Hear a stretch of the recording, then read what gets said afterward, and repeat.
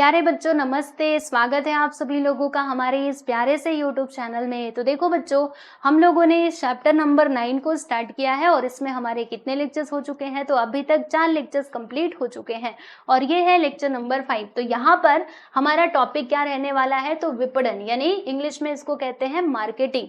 तो इसी को हम यहाँ पे समझने वाले हैं। तो चलिए फिर बच्चों इस वीडियो को हम स्टार्ट करते हैं। तो यहाँ पर देखिएगा, आप लोगों को बताती हूँ कि विपणन क्या होता है।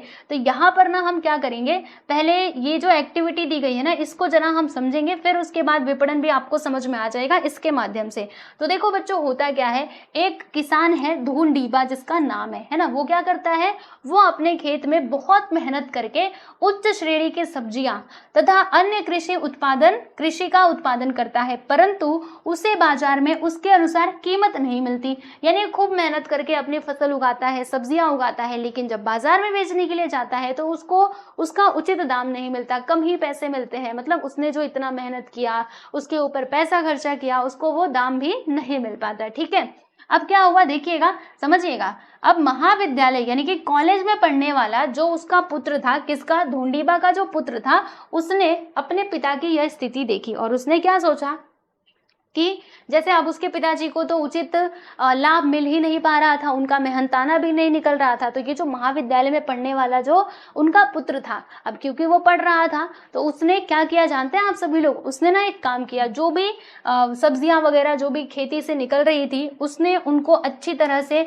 साफ किया, बहुत अच्छे से स्वच्छ किया, एकदम अच्छे से साफ किया, फिर उसको अच्छी तरह से पैक किया। और उसके बाद वो गया, कहाँ पर गया, शहर का जो सुपर मार्केट था ना, ठीक है, सुपर मार्केट और मॉल से उसने संपर्क किया, बराबर, मतलब ले जा करके उसने उन लोगों को अपना सामान दिखाया, उनसे जा करके उन्होंने संपर्क किया। किसने किया, धूनडीबा के पुत्र ने किया। ठीक है, और फिर उसके बाद उसकी कृषि उत्पादन वस्तु की गुणवत्ता को देखकर, मतलब उसकी जो अच्छी क्वालिटी थी, क्योंकि अच्छी क्वालिटी की जो धूनडीबा थे वो अपना कृषि में उत्पादन करते ही थे, लेकिन बस ये था कि उसको ना वो अच्छे तरीके से प्रेजेंट नहीं कर पाते थे, इसके लिए उनको सही दाम नहीं मिलता था। लेकिन ये जो इनका पुत्र था ना, उसने ये कर दिखाया, उसने सामान को अच्छे से पैक किया पूरा साफ करके, और वो सुपर मार्केट से उसने संपर्क किया। तो सुपर मार्केट वालों ने जब इनको देखा, इसका सामान तो कितना अच्छा है, इसकी क्वालिटी भी अच्छी है, तो फिर उसको ज्यादा दाम दिया और इस प्रकार से जो उसका बिजनेस है ना वो चल पड़ा। यानी खेती से जो भी होता वो क्या करता, वही सुपर मार्केट और मॉल में ले जाकर के बेच देता, और इस प्रकार से उसका जो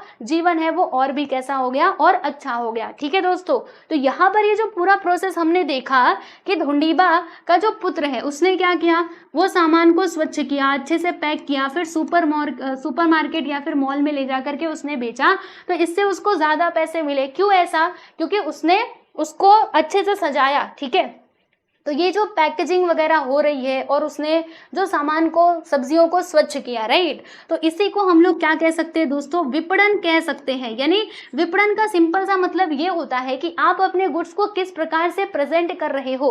क्योंकि उसके जो पिताजी थे, जैसा खेत में उगता था वैसे ही ले जा करके बाजार में बेच दिया करते थे, लेकिन अब इसने दिमाग लगाया और उसका सामान तो वही है, बस उसकी पैकिंग अच्छे प्रकार से कर दी, उसको साफ कर दिया, उसको प्रेजेंट किया अपने वे में, अच्छे तरीके से, सुंदर तरीके से। आपने ये खुद भी ऑब्जर्व किया होगा कि अगर हमें कोई चीज अच्छी दिखती है, आकर्षक लगती है, तो हम उस चीज को खरीद लेते हैं। ठीक है ना, भले ही उसकी क्वालिटी कैसी भी हो, लेकिन हम उसको देख करके जरूर अट्रैक्ट होते हैं, बराबर। वैसे ही अगर कोई, मान लीजिए कोई अच्छी चीज भी है, लेकिन उसका पैकेजिंग का तरीका अगर गलत है, तो फिर हमें दूर से ही हम उसके पास जाएंगे, नहीं हमें तो नहीं चाहिए, ऐसा होगा, है ना। तो जो पैकेजिंग है ना बच्चों, ये बहुत मैटर करती है। तो इसी चीज को क्या कहा जाता है, विपणन यानी कि मार्केटिंग कहा जाता है। तो ये जो बच्चा है, किसका, धूनडीबा का, उसने क्या किया, उसने अपने सामान की मार्केटिंग की, है ना, मॉल वालों को ले जा करके दिखाया, अपने प्रोडक्ट के बारे में बताया, तो वो सब ये क्या कर रहा है, मार्केटिंग ही तो कर रहा है ना। तो ये होता है दोस्तों मार्केटिंग। समझ में आया, ओके जी। तो आइए जरा इसका भौगोलिक स्पष्टीकरण समझते हैं। तो किसी वस्तु का उचित प्रकार से प्रस्तुतिकरण महत्वपूर्ण होता है, बताया ना मैंने, प्रेजेंटेशन मैटर्स। ठीक है, वस्तु की कीमत, उसकी गुणवत्ता, श्रेणी, उसी प्रकार उपभोक्ता के समक्ष उस वस्तु को किस प्रकार रखा जाता है, यह महत्वपूर्ण होता है। जैसे हम देखते हैं ना कि वस्तु की कीमत महत्वपूर्ण है, उसी प्रकार से उसकी क्वालिटी, गुणवत्ता, ठीक उसी प्रकार से कि आप ना ग्राहकों के सामने अपना सामान किस प्रकार से प्रेजेंट कर रहे हो, ये भी बहुत मैटर करता है। ठीक है, अगर आपने ये चीजें सीख ली तो फिर आपका बिजनेस चलने से कोई नहीं रोक सकता।